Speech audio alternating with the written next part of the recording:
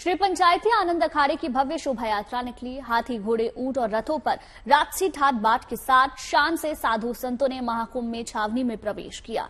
जब सड़कों पर ऊंट पर सवार होकर नागा साधु निकले तो लोग देखते ही रह गए। गाजे बाजे के साथ निकली साधु संतों की ये शोभा यात्रा प्रयागराज में महाकुंभ की अनोखी तस्वीर पेश कर रही है।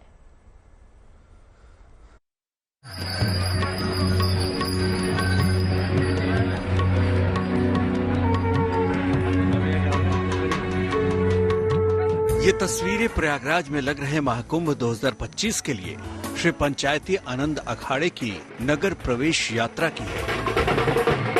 गाजे बाजे के साथ निकली साधु संतों की ये शोभा यात्रा प्रयागराज में महाकुंभ की भव्य तस्वीर पेश कर रही है।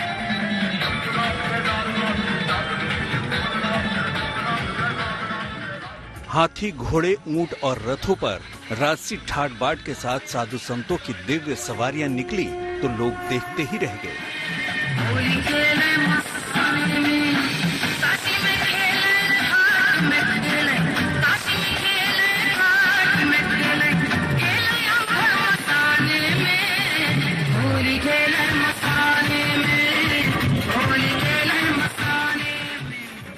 इनका धूमधाम से स्वागत किया गया।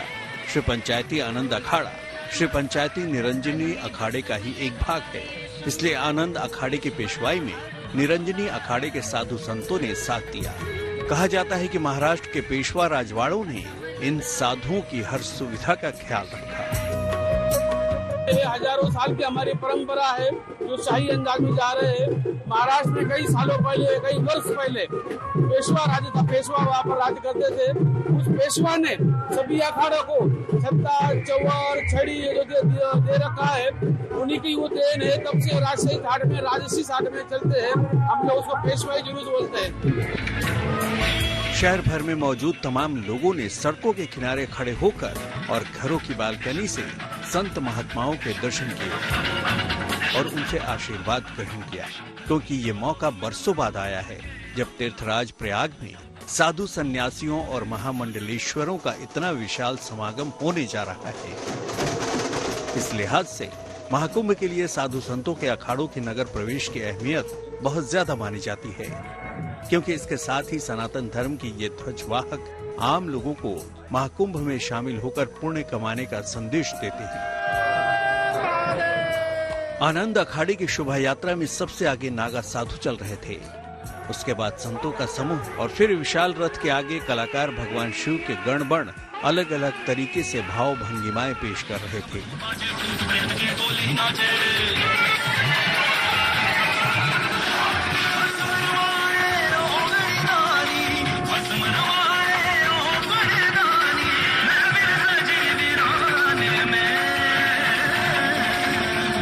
महाकुंभ के लिए संगम की रेती पर बने छावनी क्षेत्र में अखाड़ों के पारंपरिक रूप से इस तरह के नगर प्रवेश को पेशवाई कहा जाता है। बड़ी संख्या में नागा साधु भी आनंद अखाड़े की इस पेशवाई में शरीक हुए। 41 दिन तक मां गंगे की गोद में भजन करेंगे, तपस्या करेंगे और जन कल्याण के लिए भजन तपस्या करेंगे। और इस मेले में न जाने कहां से दिव्य विभूतियां आकर के और भक्तों का आशीर्वाद देंगी। इस आशीर्वाद से भक्त का कल्याण होता है। और ये नागा साधु है, ये धर्म की रक्षा के लिए, अपने सनातन धर्म की रक्षा के लिए शस्त्र भी उठाते हैं और शास्त्र भी उठाते हैं। इस अखाड़े की शोभा यात्रा में एक ऐसे संत भी दिखे जो गंगा को बचाने का संदेश लेकर सभी को जागरूक करने के इरादे से आए हैं। मैं अपने पूरे शरीर में स्लोगन लिख के संत महात्माओं के बीच में जाकर उनसे कह रहा हूँ, पॉलीथीन की जगह मिट्टी के कुल्हड़, कागज के कप, ग्लास का प्रयोग करें, जिससे पूरा मेरा क्षेत्र साफ स्वच्छ रहे और माँ गंगा प्रदूषण से मुक्त रहे। प्रयागराज में 13 जनवरी 2025 से महाकुंभ का शुभारंभ होने जा रहा है। इससे पहले सभी 13 अखाड़ों के साधु संत, महात्मा और महामंडलेश्वर महाकुंभ मेला में बने शिविरों में प्रवेश कर लेंगे। वहीं देश के कोने कोने से भी श्रद्धालुओं का आगमन यहाँ पर शुरू हो चुका है। प्रयागराज के इस महाकुंभ में अभी से ही भक्ति और आस्था के तमाम रंग देखने को मिल रहे हैं। प्रयागराज से पंकज श्रीवास्तव के साथ bureau report, good news today.